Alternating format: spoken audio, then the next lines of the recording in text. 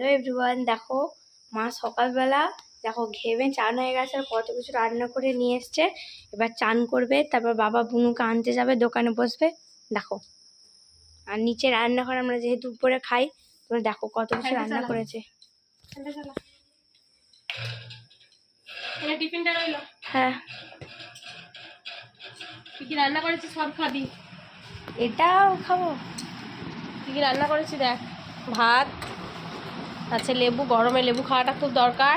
আর এখানে আছে একটা সবজি ভাজা, আর আছে শসা, আছে আম, আর আছে ফুলকপি দিয়ে আলু দিয়ে মাছের পাতলা ঝোল। বস বস বস বস, সব খাবি। এত কষ্ট করে বানিয়েছি, সব খাবি। আর এখানে টিফিন আছে। কি দিয়েছো? এই যে এখানে আছে একটা কুমড়োর তরকারি, শুধু মুখটা দেখো।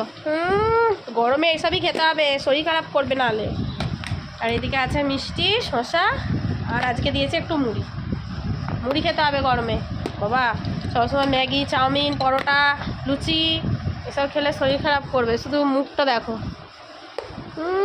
ভাতে খেনে, ভাতে খেনে রেখে দেবো টিফিন। না, নিয়ে যাও টিফিন। আর আজকে ভাজাটা খেয়ে দেখ কেমন হয়েছে। ভাজাটা তুই সে যেরকম ভালোবাসিস ওইরকম হয়েছে নাকি দেখ। এরপর চান করব, তারপর পুজো করব, দিয়ে দোকানে বসবো, বুনুকে আনতে হবে। বুনু 10:30টায় ছুটি।